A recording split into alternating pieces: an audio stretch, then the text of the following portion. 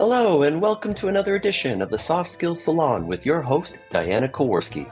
In this episode, we are joined by Dr. Jenny Brockis, an award-winning speaker, best-selling author, medical practitioner, and board-certified lifestyle medicine physician located in Perth, Australia. Diana and Jenny begin their discussion by defining what soft skills are, what they actually mean, and how they are essential for our post-COVID era. They continue their discussion by exploring what empathy is and its importance in healthcare. They conclude their discussion by reflecting on their experiences teaching soft skills, not as a way to fix someone, but rather to guide people on their personal and professional journeys. Now let's have a conversation.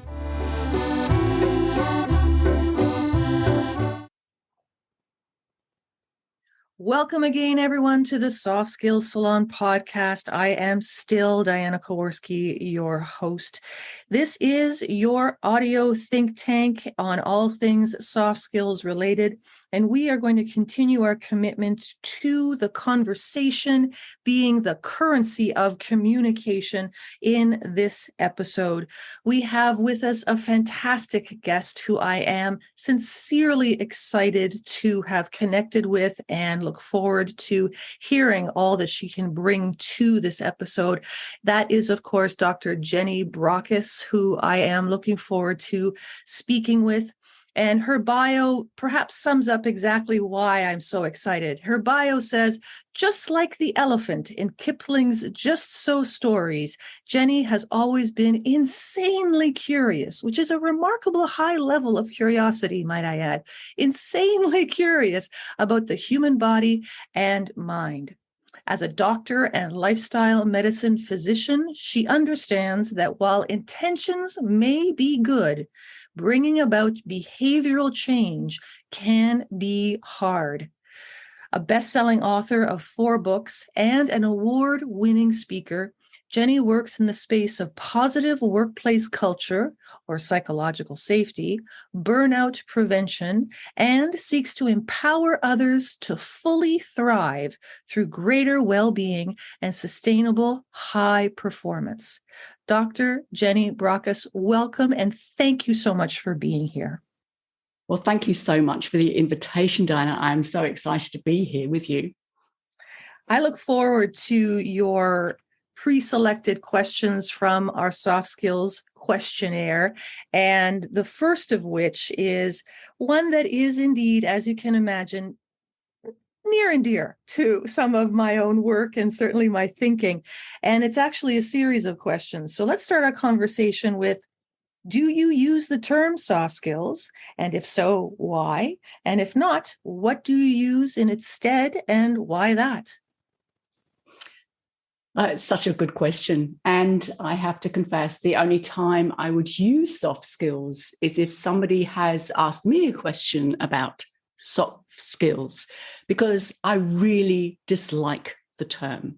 Mm-hmm. I believe it belies what we are all about as human beings. There is nothing soft about having compassion, showing kindness, seeking to understand other people. To me, the so-called soft skills are very much the backbone of what makes us human. So there's nothing soft about that. And I think we need to move beyond that term and change it up. I'm not quite sure what term it should be, but I sometimes use people skills or human skills. I think, we have left the industrial era behind us. We are moving into what has been termed a human-centric workplace. So let's get human and talk about the human skills that will enable us to bring our best selves to everything we do. I'm so delighted that we can start off in this way, because on a soft skills podcast, as you can imagine, there can be some interest in trying to, define what soft skills are or are not. And disliking the term resonates with me greatly. As president of the soft skills group, I can tell you I'm not enamored with the term soft skills. And many years ago, early on in my career, when using the term, I was asked more than once if it was a reference to esthetician skills, perhaps even hairdressing. That has evolved in the years. And at the same time, I can tell you that while the skills that we're referring to are sometimes called human skills or interpersonal skills, or I've had clients who are interested in referring to them as power skills of late, or even critical skills. That's been quite popular. I have to say, Jenny, I'm still of the mind that there is an opportunity in terms of the semantics of what it is that we have defined as soft versus hard. And while it might lean towards a bit of a political, perhaps even a very clear feminist slant, I'm not willing yet to suggest that there isn't a lesser than connotation, as I think you may have inferred with the term soft skills versus people skills. So if soft skills are lesser than, then there's this relationship to how we have an opportunity to perhaps redefine some of the narrative that is the underpinning of what evaluates hard as more and soft as less, which doesn't make it any clearer.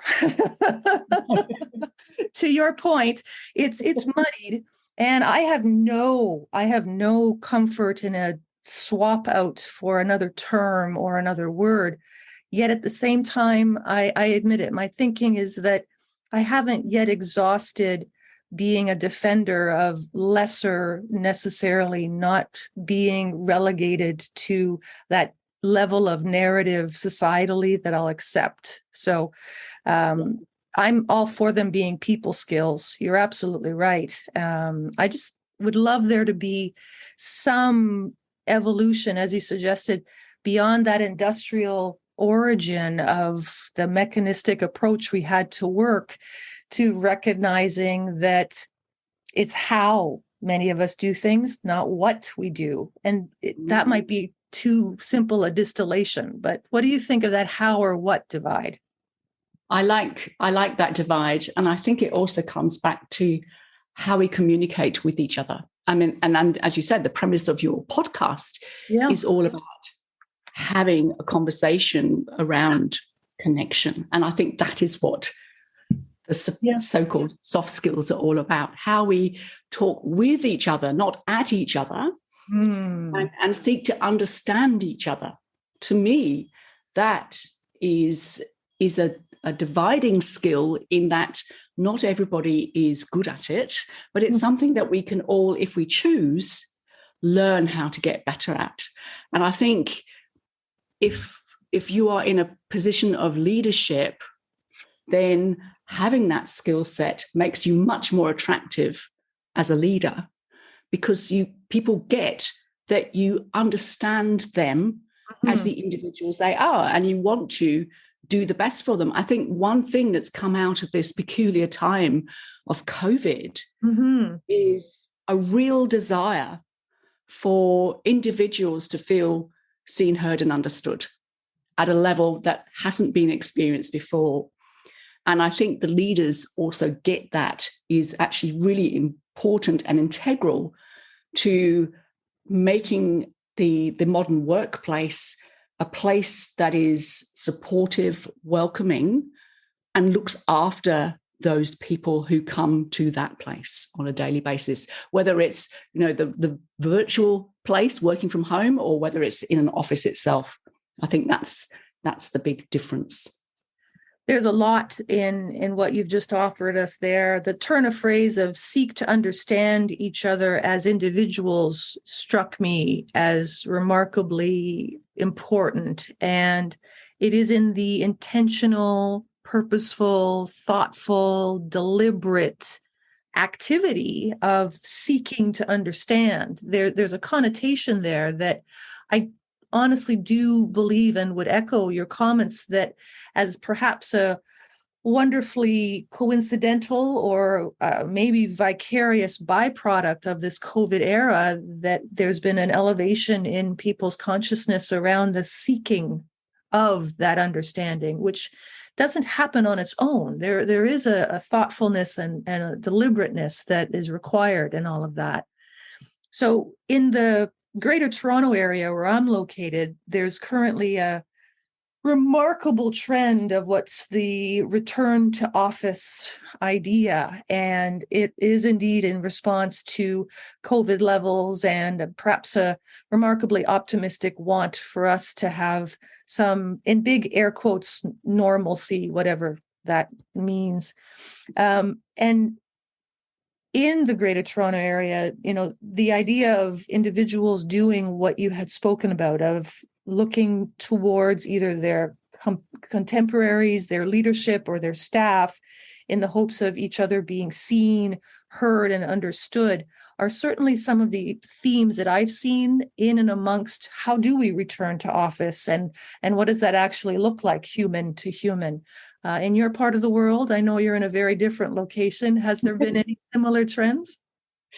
Well, being based in Australia, which is in a different part of the world from Canada, there has also been what I would consider a great awakening, that people have had the opportunity to step back and reconsider and reflect on, how are things before COVID? Because I think, it was increasingly obvious, and I was actually very concerned about it.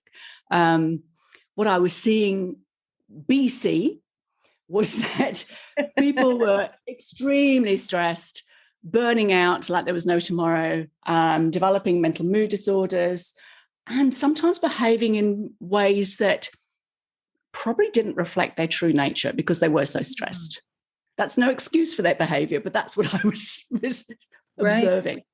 And I think COVID in some ways amplified some of that.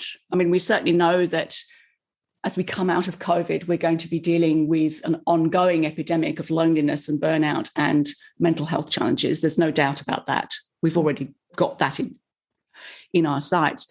But I think there's also been this awakening to the fact that we have a once-in-a-lifetime opportunity to try and fix things, change things up. We're not necessarily going to get it right first off. It's going to be an evolutionary process.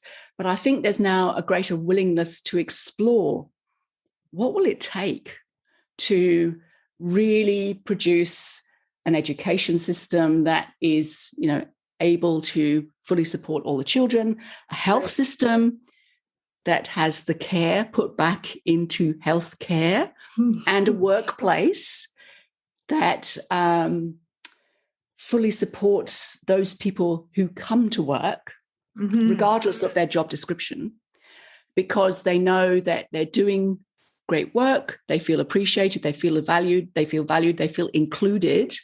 And inclusiveness is a big thing over here at the moment, which is good. Yes. And so I'm actually quietly, well, maybe not so quietly, optimistic that we have so much opportunity right now to change things up for the better if we choose. And of course, it's a choice. Not everybody is going to jump on the bandwagon of wanting to bring about change, because change can be a bit scary and a bit sort of, more change, because we've been disrupted by so much change over the last couple of years. But listening to conversations between other people and other leaders in different organizations, there's a definite desire for things to get better. So let's not let this opportunity slip through our fingers. I think the more conversation we have, the better. I agree. And I would echo that word opportunity. And this COVID era has presented so many opportunities, while at the same time, it can be an important admission that while we certainly are looking optimistically, I think globally, if I may speculate at that level, towards the future, that the last 2 years, as you suggested, have been remarkably difficult and perhaps life-changing in some serious and regrettable ways for some folks. And there's been a lot of struggle and hardships as well.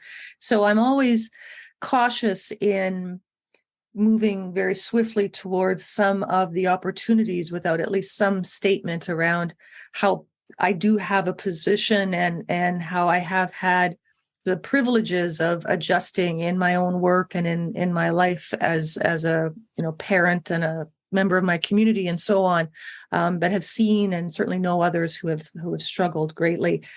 To your point, there are many opportunities, and one of my previous guests brought the idea of the opportunities about being more inclusive about other individuals' circumstances and their contributions, and labeled it as a whole person approach. And I thought that was a delightful turn of phrase, that perhaps pre-COVID, we had a person approach, depending upon the industry or the particular employer. Yes. However, I don't believe that it was as usual to think of the whole person, including what their home situation may or may not be comprised of, or their activities levels within their community, or their levels of healthy relationships, and the length of their commute, and the impact on all of the whole person aspects that perhaps leaders or just working professionals at every level pre-COVID may have known at a peripheral level, or may have had rapport with others that could have painted more of a whole picture person approach. But that COVID has said now it's, well, we're not the same. We're not this homogeneous, worker, right? So I love to think that this whole person idea is stretching some of the opportunities for us to appreciate difference, which I would say is the undercurrent to inclusivity, right? There's a relationship there. Absolutely. So, and at the same time, no matter what hemisphere you're in, it's about what we can bring, right? And what it is that we can offer to that team or to that group. Yeah. We have another question that you've selected that is also, I say with complete transparency, one of my very, very favorite ones. And it reads, where have you seen or experienced empathy in your career? What comes to mind? As soon as I saw that question, I thought, well, this is what being a health practitioner is all about. When you come from a place of service, when you want to be working with somebody to restore them to full health and well-being, that to me requires a high level of empathy, where you get and recognize what the other person is going through. And for that reason, it's well recognized that those people who work in the so-called caring professions often have a very high level of empathy. The problem is, and I've always come from a place of deep care. I care very, very much about the people that I serve and work with. But the issue that I've seen is that, and I'm not saying that a lack of empathy is a good or bad thing necessarily, but I think empathy can be knocked out of somebody through their lived experience, which may be beyond their control. And especially when it comes to experiencing burnout, which is something I have lived through myself, I know that I only recognized that I was in trouble when I realized I had stopped caring. My empathy had run out. I had nothing left in the tank. And that's a very... well, for an empath like me, that's a horrible feeling. But it's also, I consider it dangerous, because if you lack empathy, you lack the ability to really connect with the person in front of you. You can't really get what it's like for them in their own life. You may hear that they've got no money, but you don't really understand what that means in terms of not being able to put food on the table to feed your kids. It means that you can't really get what it's like to not be able to go out and socialize with your friends, because apart from turning up and showing your face, you can't contribute to sharing a drink or a meal or anything like that. So I think empathy is something that I believe is incredibly important, And it's very different from sympathy, which is where we feel sorry for people. Empathy to me is that first step to being able to take action to be of assistance to the person who is in pain or is suffering. So if you are with a healthcare practitioner who shows you no empathy whatsoever, and I have to say, there are people in the health profession who have lost their empathy for whatever reason. Mm-hmm. I know how that feels if you're on the receiving end of a lack of empathy. It feels cold, it feels distant, and it doesn't work very well. I mean, all the studies have shown that when we feel cared about in some way, we not only feel better, we are healthier, we heal faster, we'll say nicer things about our doctor because we know they will relate to them. Right. That everything works better. And so the more empathy we can show to each other, the more we lift each other up and we create a kinder, more compassionate society. And I think there's room for improvement in that field too, because sometimes, and I get it, when you're really stressed, you're cold, you're hungry, you're fed up, it's very hard sometimes to dig deep and find any empathy in your empathy tank. It may have run out and you forgot to go and fill it up again. I get that. But we do have choice. And I think if you're not a psychopath or a sociopath, whichever term you like to use, we can learn how to maintain our empathy. And indeed, they teach empathy these days, and in medical schools too, which is interesting. But I think it's a recognition of the fact that while we may be drawn to a certain profession or type of work that fills us up, we need to know how to keep that empathy tank filled up and learning those skills. I mean, Helen Rice, who's written a great book about this, I think has helped enormously for people to understand that it's not that you are or you're not an empath. It's something that you can develop and get better at with practice. I'm familiar with that Helen Rice book and some of her thinking on this, and it certainly corroborates the immediate suggestion that you offered me around conceptualizing empathy, and you use the tank analogy as a great thought image, and that by suggestion there's a finite amount, and if we believe that empathy then is a skill that can be learned and a skill that can be taught, which I can tell you I dabble in teaching around it. It's certainly not one of the topics that I have my most comfort in. However, it is one that I have a great deal of interest in learning how to teach better in terms of the pedagogical approach to it. Nonetheless, if it's a teachable, learnable skill and it's finite, that does separate it from many of the other skills, whether soft, hard, up, down, left, or right, that we have. So my skill of writing with a pen, I don't believe that's in a tank. I don't believe I stop doing that at any point. And while I might turn to a keyboard as that's more available, the amount of skill that I have to use a pen, it doesn't burn out or become exhausted. So it's an important way of looking at that skill set. And the reason I mentioned that is, Jenny, I'd ask you to think about, is it by inference then that not only displaying empathy and exercising one's empathy that is significant, but it is a simultaneous self-nurturance or perhaps self-awareness that is necessary in tandem with being empathetic? Is that somewhere in there? Yes. Because for me, empathy and compassion go together.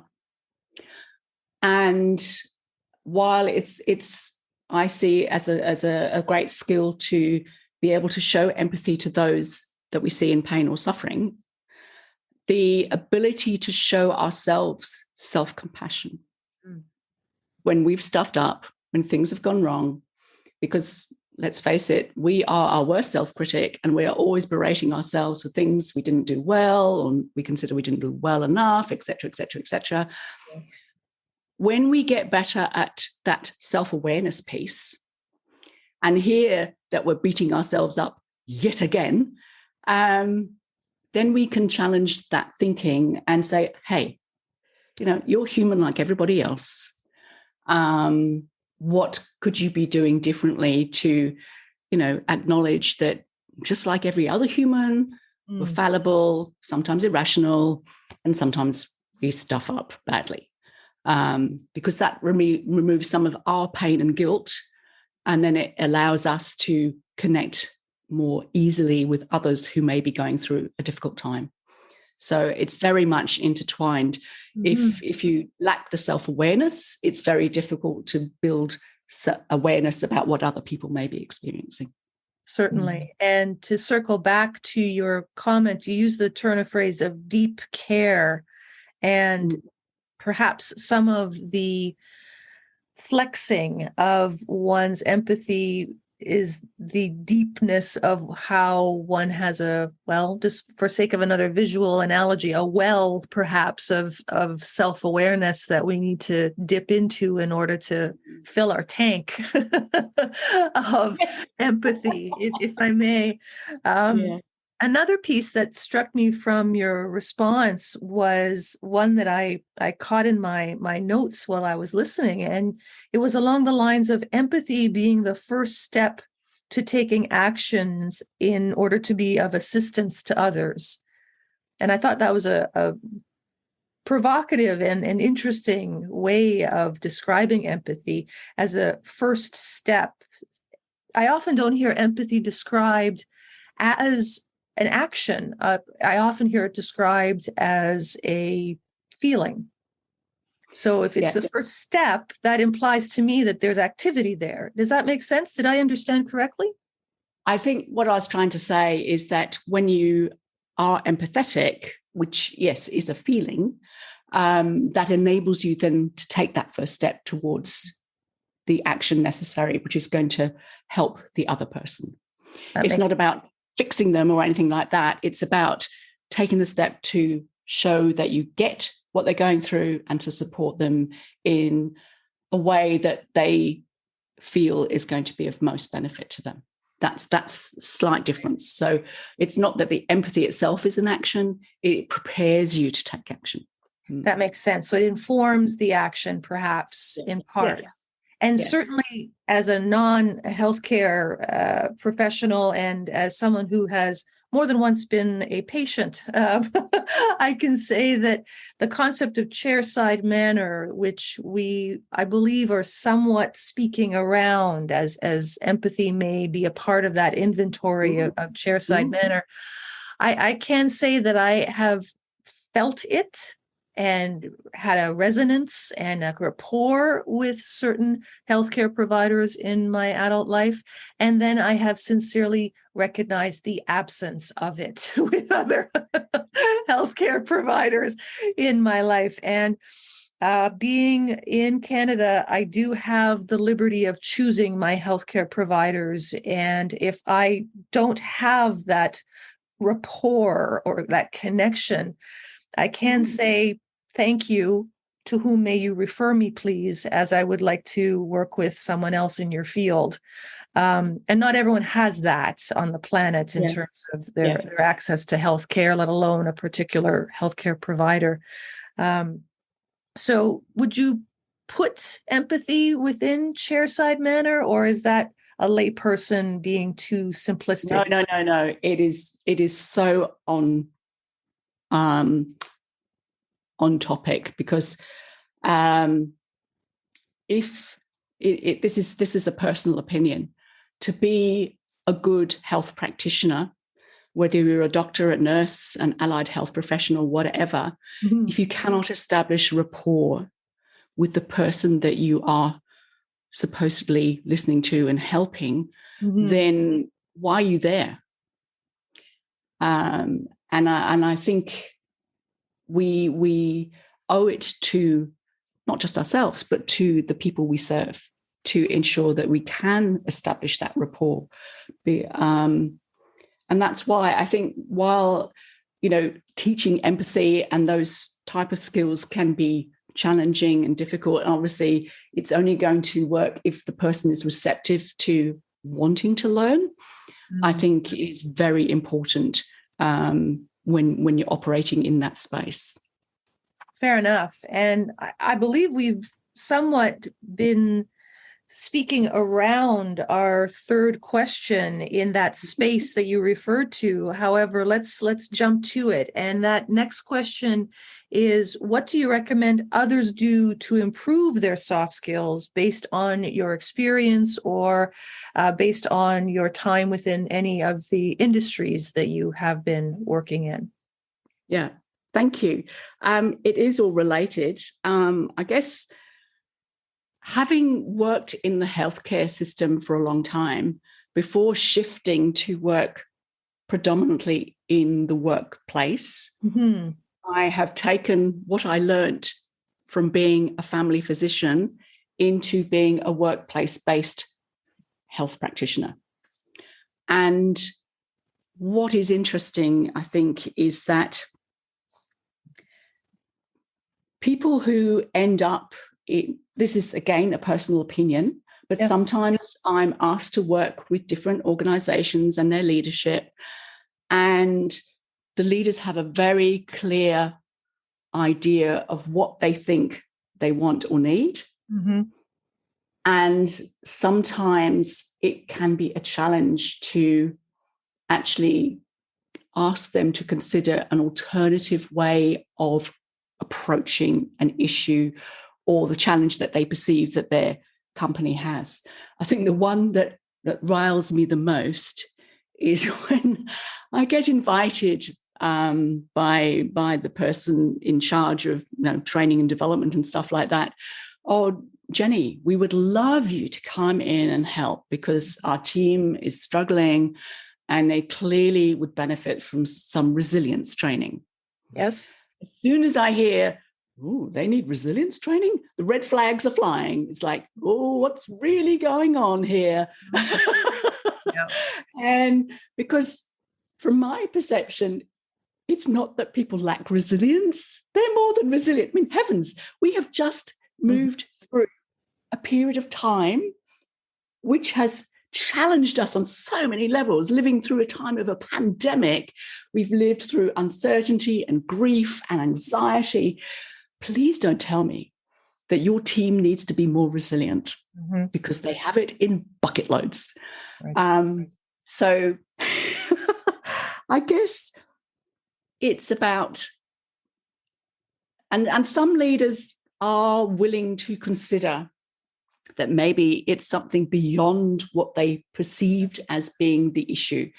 But I'm not there to tell them what's wrong. I need to sort of draw it out from them through open questions and curiosity. Dare I say that this is a diagnostic approach? Yeah, it is a diagnostic approach. Yes. Okay.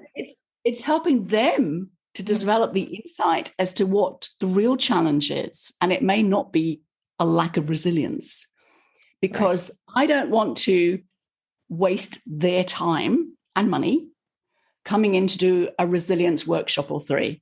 I mean, I could do that. But if I know in my heart that's not actually what is going to be of benefit in the longer term to bring about positive change in that workplace, why do it? I think the biggest challenge is helping those leaders who may have been in a position of leadership, especially for a long time, who have very clear ideas of what works, what doesn't work, and how they want it to work, and to lead in a conversation around how it could be different and utilizing those, I'm going to call them human skills, to enable people to deliver their best. And sometimes it's about sort of hitting them where it hurts, because they may be losing money because people are leaving. I know they want to retain their really good staff, and yet they're heading towards the nearest exit. And they think it's because they can't handle the job and they're not resilient enough. And it may be nothing to do with that at all. But unless they can develop the insight as to what is really going on, it's going to be a hard road for them. So I think it's about, again, we're going back to the self-awareness piece, building awareness, building insight, and doing so from a place of support and compassion and insight. Because the other thing I've noticed, especially over the last few years, is just how hard people in positions of leadership have been working. They are working themselves to the bone. They are beyond tired because they've had to contend with the pandemic. Their business might have been really struggling. They want to do the best by their staff. And the last person they look out for is themselves. So I think it's really important to acknowledge and ask them, who's caring for you? Who's caring for you? Because others are looking to you as the leader to help keep them safe. And if they see their role as keeping others safe and taking them safely through these challenging times, they've got to ensure that as captain of the ship, or whatever you'd like to call them, they are also in good shape. Because if people see that they are burning out or exhausted or maybe behaving in ways that they wouldn't normally behave, then they're going to be worried. And as soon as you have worry, people become afraid. And when you have fear, it's very difficult for any leader to know how to move the ship forward. We're using lots of analogies today, aren't we? They're working for me. I have no hesitation in going along with them. And there's a lot that we can circle back and elaborate on in the answer that you provided. And the idea of a workplace-based health practitioner role, as you describe it, is one that I'm unfamiliar with in the nature of my work in working in organizations or the teaching that I do at a few universities. So I find it interesting that your story about perhaps being approached, as you suggested, about teaching resiliency to staff. There's more than one instance in my own career and in my staff's career, the associates that work for me, where the sponsor, who is usually the leader of an organization or one of the leaders, will reach out and have done some internal diagnostics. We need change management, which I would put up there with resiliency skills in the year 2022. I have to say that there's a lot to be said for the validation and celebration versus the teaching around change management right now, from my perspective. And I think perhaps we're in alignment with that. Does that resonate with you, Jenny? Oh, that resonates very, very strongly. And yet, if pre-COVID, there had been more than one experience where I was indeed brought in and had made arrangements because there had been this internal diagnostics that they had conducted and perhaps delivered a workshop, which very quickly, when you are with the intended learners, who on occasion can be multiple layers of authority away, or if not hierarchically away in terms of authority, can be remarkably different in terms of experience or even sophistication, neither better nor worse, but different for sure.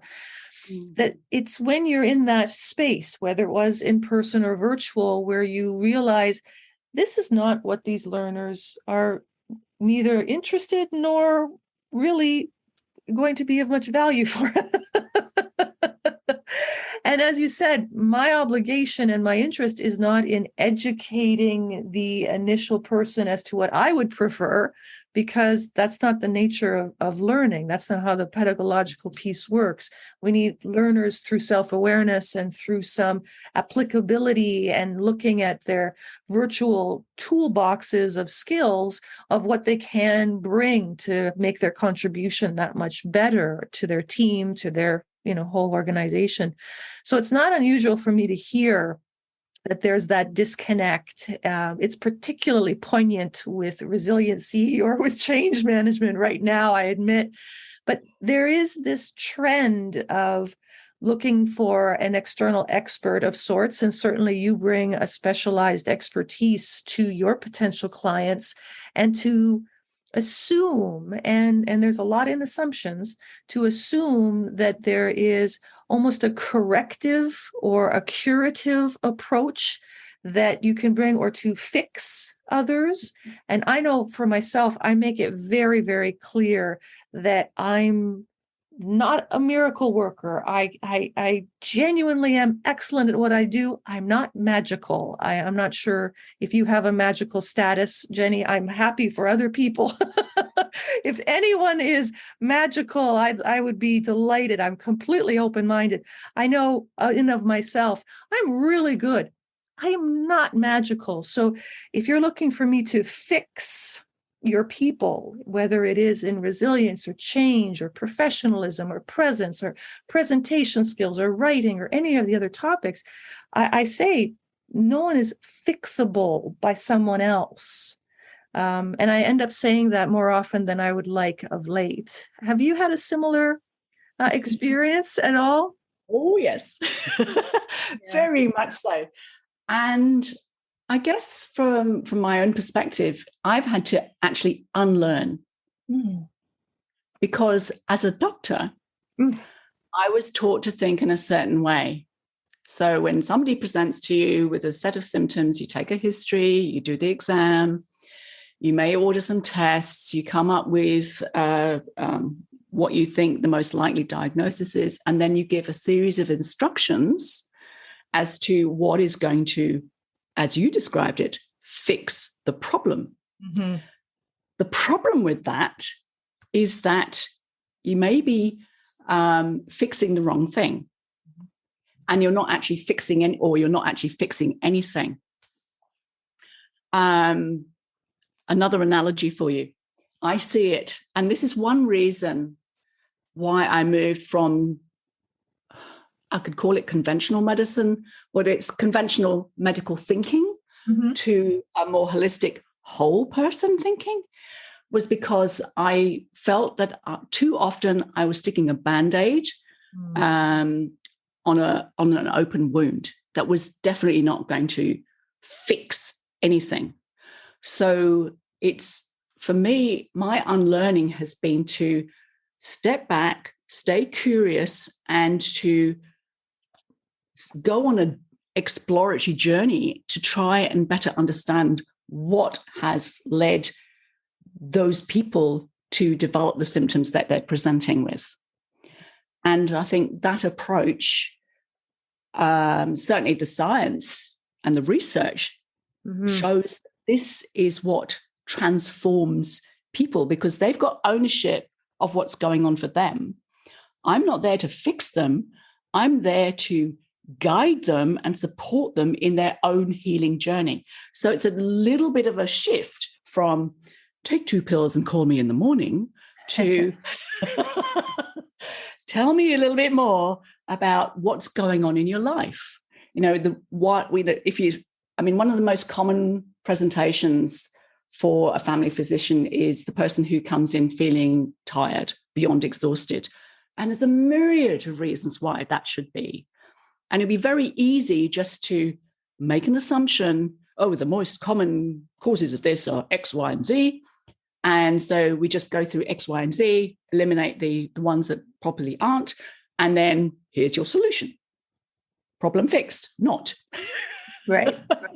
So that's a slightly convoluted answer, but it makes sense. It made a lot of sense to me. And I think that, in fact, I know that the comparison of a healing journey that we might accompany a patient on versus what I would suggest might be a professional development or career path that is equally a journey that ideally we are also co-facilitating, rather than what we had seen in previous generations, or at least more than a handful of years ago, of people's careers being very much limited and or up to their own scrutiny. And now we know that we're looking for leaders, and we look for healthcare practitioners as well, who can facilitate our own growth over time and perhaps our own development and understanding, from which self-awareness and hopefully some ideas around self-care can follow, which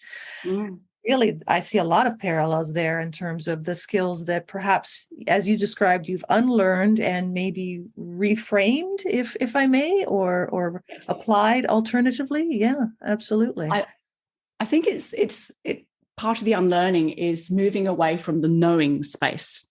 Yeah, I see. When somebody is seen as an expert, who has all the answers, who knows everything, that's for me, it's a dangerous place to be in, because there's no way in the world we can possibly know everything.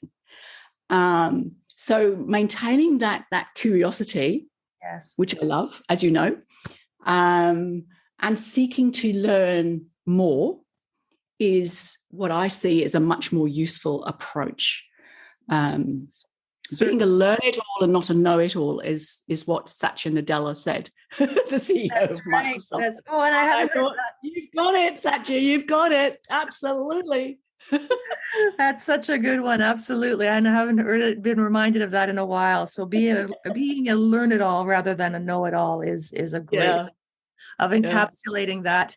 I know that you also did some thinking in preparation for this episode about a reference, whether a book or a video or some tool that might be of value to the listeners. Is there anything that you can share with us?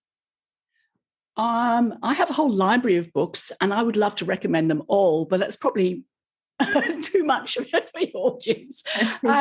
But one book I read recently, which I absolutely loved, because she's done a lot of research. She presents her material in a very readable and usable way, is The Burnout Epidemic by Jennifer Moss. Because basically a lot of the issues that we face today are because we are subjected to this ongoing level of high stress.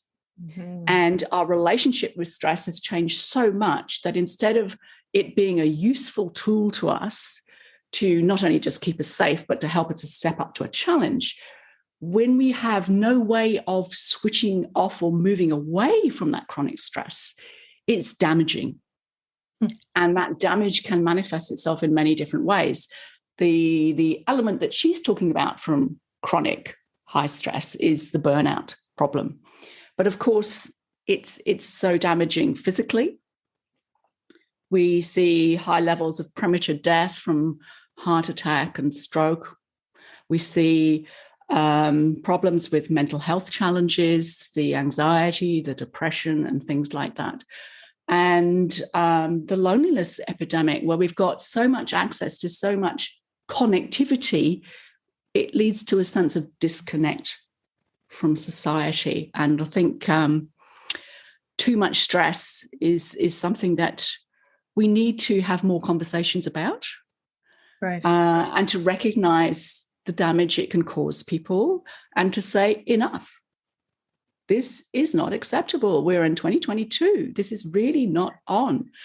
We're not going to eliminate stress. That is not the goal. The goal is to understand when we have reached enough. Mm-hmm. Enough already. I'm done. I'm going to step back. And it's giving ourselves permission to, A, look at ourselves and recognize when we've reached that point, and to challenge, this is the tricky bit, especially in the workplace, the notion of what success means in life. Because I have seen that people believe that success only comes from hard work and more hard work. And unless you can commit to 60, 80, 100 hours a week, you are not going to be successful. And my question is, well, what is your definition of success? For me, it's not about having a trophy on the bookcase. Jenny works 100 hours a week. I don't want that. I want a life, and I want to know my enough. And I want other people to recognize they're enough, because that is what enables people to be their best, to be their whole authentic self. Fantastic. I could have another conversation with you about enough. That would be brilliant. And I would be delighted to schedule that with you. So The Burnout Pandemic by Jennifer Moss, and trying to determine what one's definition of success really is. And I would suggest to you that I would apply the term of successful to this episode of the podcast. And I thank you very, very much for all of the great insights. And I'm certain that our audience will benefit from your contributions. And thank you for your time, Jenny. Thank you so much, Diana. It's been an absolute pleasure. I've loved our conversation. I have as well. Thank you.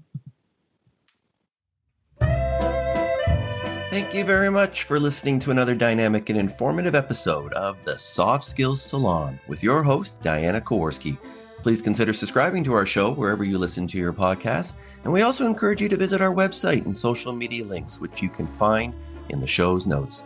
We look forward to bringing you another episode. And remember, conversation is the currency of communication. Bye for now.